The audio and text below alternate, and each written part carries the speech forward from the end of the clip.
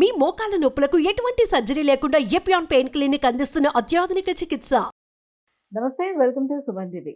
జుట్టు ఊడిపోవటానికి చాలా రకాల కారణాలే ఈ రోజుల్లో మనం చూస్తూ ఉన్నాం. బయటన పొల్యూషన్ కూడా చాలా ఎక్కువైపోతుంది. సో పొల్యూషన్, స్ట్రెస్, మన డైట్ ఇవన్నీ కారణాలుగా మనం చూసుకుంటున్నాం. కానీ అంతకు మించి జుట్టు ఊడిపోవటానికి ఆరోగ్యపరమైనటువంటి కారణాలు కూడా చాలా మనకి కనిపిస్తూ ఉంటాయి. సో జుట్టు ఊడిపోవటానికి మెయిన్ రీజన్స్ ఏముంటాయి? ఏ రకంగా మనం వాటిని కంట్రోల్ చేసుకోవాలి? ఎలాంటి ట్రీట్మెంట్స్ అవైలబుల్ ఉన్నాయి? ఈ విషయాలన్నీ అడిగి తెలుసుకుందాం. మనతో పాటు ఉన్నారు laser and cosmetic dermatologist doctor Shailaja Surapaneni గారు. నమస్తే మ్యామ్. నమస్కారం అండి. మ్యామ్, ఫస్ట్ ఆఫ్ ఆల్ జుట్టు ఊడిపోవడానికి రీజన్స్ ఏముంటాయి? దీనికి సీజనల్తో కూడా ఏమైనా సంబంధం ఉంటుందా, లేకపోతే ఓన్లీ పొల్యూషన్ ఇవి మాత్రమే మనం చూసుకోవాలా?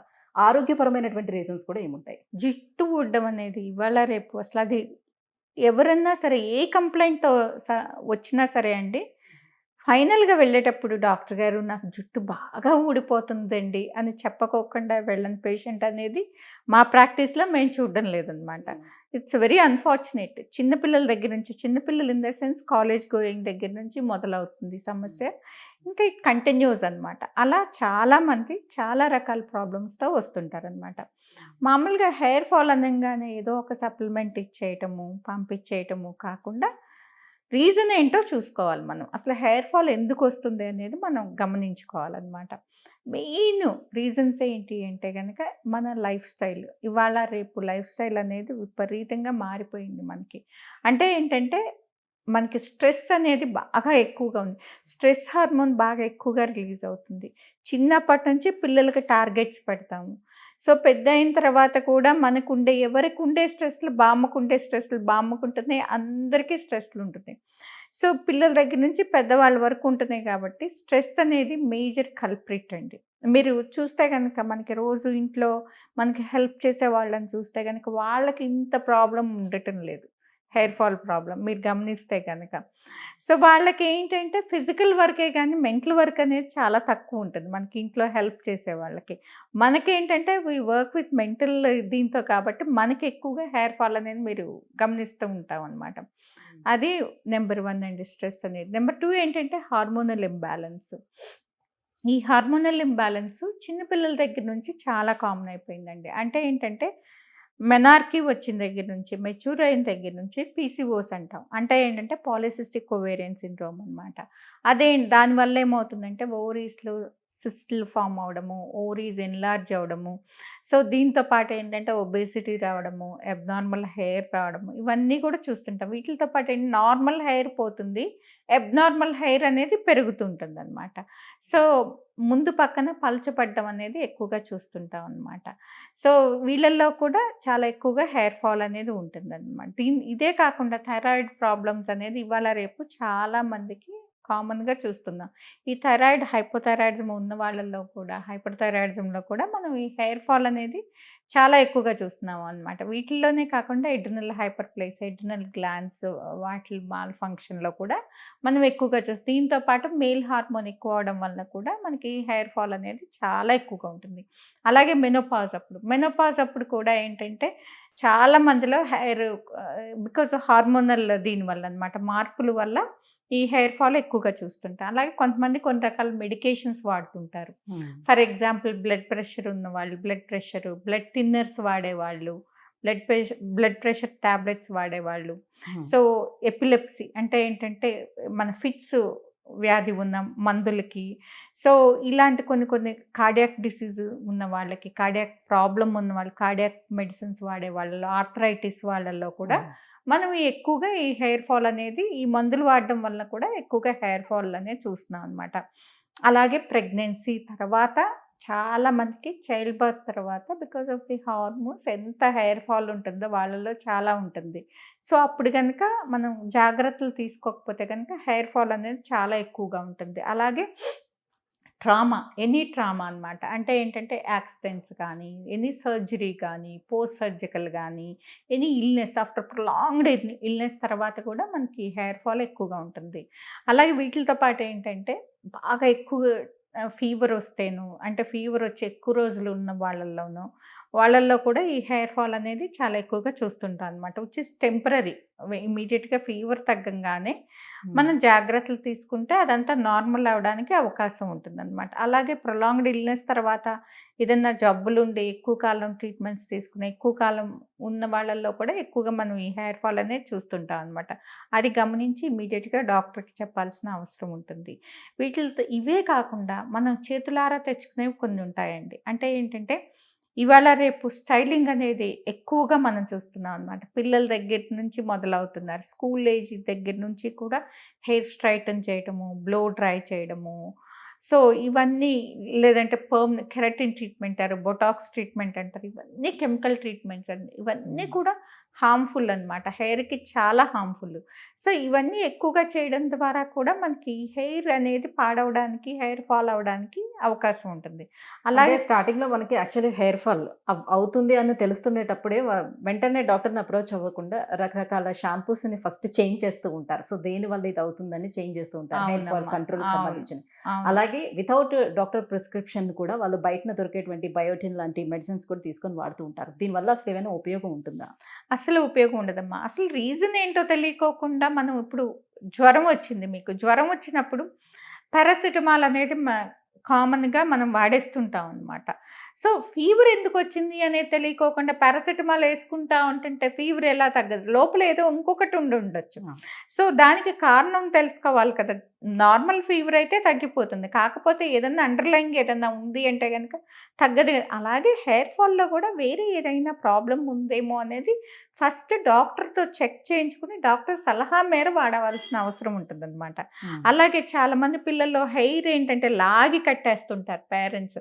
సో ప్రొద్దున్నే స్కూల్కి వెళ్తే వాళ్ళు ఈవినింగ్ వరకు అది చెదరకుండా ఉంటుందని చెప్పి, అది కూడా ఇట్స్ అట్రాక్షనల్ అలోపేషియా అంటే ఏంటంటే అట్రాక్షన్కి కూడా హెయిర్ ఫాల్ ఎక్కువగా ఉంటుంది. అలాగే కొంతమంది పిల్లలకి స్ట్రెస్కి ఏంటంటే జుట్టు పీక్కుంటూ ఉంటారు. సో వాళ్ళకి తెలియకోకుండానే జుట్టుకి పీకేసుకుంటూ ఉంటారు అనమాట. సో అలా కూడా హెయిర్ ఫాల్ ఉంది. కొంతమందికి ఈ ఫంగల్ ఇన్ఫెక్షన్స్ ఉండి మనకి వాళ్ళకి హెయిర్ ఫాల్ ఉండడానికి అవకాశం ఉంటుంది. ఇవే కాకుండా ఏంటంటే రకరకాల హెయిర్ కలర్స్ అనేది చాలామంది పిల్లలు ఇవాళ రేపు అదేమంటే స్ట్రీకింగ్ అంటారు, రకరకాలు చెప్తుంటారు అనమాట. తెల్ల జుట్టు లేకపోయినా కూడా హెయిర్ కలర్ వాడుతుంటారు స్టైలింగ్కి. సో దానివల్ల కూడా ఈ హెయిర్ ఫాల్ అనేది మనం ఎక్కువగా చూస్తుంటాం. అన్నిటికంటే మోస్ట్ ఇంపార్టెంట్ థింగ్ ఏంటంటే ఉంటే పిల్లలు లావుగా ఉంటున్నారు, లేదంటే బాగా సన్నగా ఉంటున్నారు. సో దీనికి ఏంటంటే క్రాష్ డైట్స్.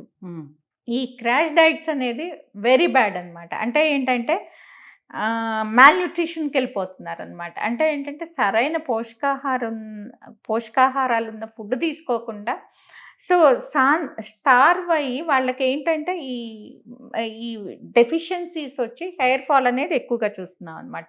అలాగే కొంతమంది కిడ్స్ ఏంటంటే జంక్ ఫుడ్స్, ఇంట్లో చేసిన ఫుడ్ అనేది వాళ్ళు తింటలేదు వాళ్ళ రేపు కిడ్స్. సో బయట జంక్ ఫుడ్స్ ఎక్కువగా తీసుకోవడం వల్ల ఏమవుతుందంటే వాళ్ళకి పోషకాహారాలన్నీ డెఫినెట్గా తగ్గుతాయండి. మనకి అసలు హెయిర్కి కావాల్సినవి ఏంటి, ఎలాంటి ఫుడ్ తీసుకోవాలి అంటే కనుక ఫస్ట్ నుంచి మనకి ఏంటంటే ఎగ్ అనేది చాలా మంచిది హెయిర్కి. దాంట్లో సెలీనియం ఉంటుంది, జింక్ ఉంటుంది, ప్రోటీన్ ఉంటుంది. ఎగ్, సాల్మన్, ఫిష్, తర్వాత ఏంటంటే నట్స్, సీడ్స్, పంకిన్ సీడ్స్, ఇలాంటివన్నీ నట్స్, ఆల్మండ్స్, వాల్నట్స్ లాంటివి, మిల్క్. సో ఇలాంటివన్నీ protein rich food, protein, vitamins, minerals, micronutrients ఇవన్నీ ఉన్న బ్యాలెన్స్డ్ డైట్ తీసుకుంటే కనుక డెఫినెట్గా ఈ న్యూట్రిషనల్ హెయిర్ ఫాల్ అనేది అది మన చేతుల్లో ఉంది. న్యూట్రిషనల్ హెయిర్ ఫాల్ అనేది మనకి కంట్రోల్ చేసుకోవడం అనేది మన చేతుల్లో ఉంది. మన చేతుల్లో లేని వాటికి మనము డాక్టర్ దగ్గరికి వెళ్ళి సంప్రదించి ఏమి తక్కువ ఉంది, ఏమి ఎక్కువ ఉంది, లేదంటే ఏమన్నా ప్రాబ్లం ఉందా అనేది చూసుకుని మనం దాన్ని కరెక్ట్ చేసుకుంటే కనుక డెఫినెట్గా మనకి హెయిర్ ఫాల్ అనేది అసలు ప్రాబ్లం ఉండదు. తర్వాత ఆల్రెడీ హెయిర్ ఫాల్ ఉన్నప్పుడు మనకి రకరకాల ట్రీట్మెంట్స్. ఇవాళ రేపు పేషెంట్స్ రాగానే డాక్టర్ గారు నాకు పిఆర్పి చేస్తారా అని అడుగుతున్నారు. సో ఇమీడియట్గా అంటే రాగానే మమ్మల్ని అడుగుతున్నారు. అంటే ఎక్కడో ఒక దగ్గర చూస్తారు, ఒక అవగాహనతోనే వస్తున్నారు వాళ్ళు, ఏదో ఇది చేసుకుంటే సెట్ అయిపోతుందేమో అని. సో గ్రోత్ ఫ్యాక్టర్స్ దాన్ని పిఆర్పిలో కలిపి ఆ పిఆర్పి ఇవ్వడం. పిఆర్పి ఏంటంటే ప్లేట్లెట్ రిచ్ ప్లాస్మా అనమాట. సో అది లాస్ట్ రిసార్ట్ అయి ఉండాలి. సో ఫస్ట్ ఏంటంటే అసలు మనకి ప్రాబ్లమ్ ఏంటో ఉందో అది చూసుకుని, ఏమన్నా డెఫిషియన్సీస్ ఉంటే అవి కరెక్ట్ చేసుకుని, ఇంకా తగ్గకపోతే కనుక nutritional like supplements like biotin లాంటివి ఇచ్చి దాంతో తగ్గకుంటే కనుక అప్పుడు పిఆర్పి, మెడికల్ ట్రీట్మెంట్ ఫెయిల్ అయితే అప్పుడు పిఆర్పి. అలాగే ఇంకొకటి ఏంటంటే చాలామంది షాంపూస్ అనమాట విపరీతంగా, అంటే ఏంటంటే బాగా హార్ష్ షాంపూస్ వాడడం వల్ల కూడా హెయిర్ దెబ్బతినడానికి ఎక్కువగా అవకాశం ఉంటుందన్నమాట. కండిషనర్స్ పెట్టినా కూడా ప్రాబ్లం అవుతుందా? కండిషనర్స్ పెట్టాలమ్మా, ఎందుకంటే అది కూడా కండిషనర్స్ కింద పెట్టాలి హైడ్రేట్ చేయడానికి. సో కండిషనర్స్లో తప్పలేదు, కాకపోతే ఏంటంటే pH చూసుకోవాలి. మనకి 5 to 5.5 ఉంటుంది నార్మల్గా.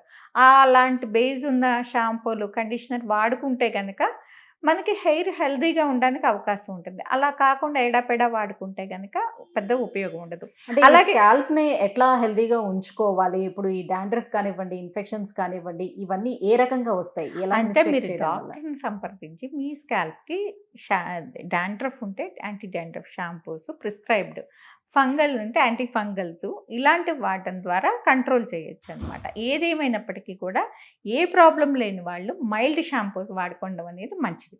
అలాగే మనకి కొన్ని న్యాచురల్వి ఉంటాయమ్మా, న్యాచురల్ కూడా మనం మర్చిపోకూడదు. సో న్యాచురల్వి ఏంటంటే ఏమేమి ఉంటాయి అంటే మనకి హైబిస్కస్ లీవ్స్, ఫ్లవర్స్ చక్కగా అవి హెల్దీగా ఉంటాయి.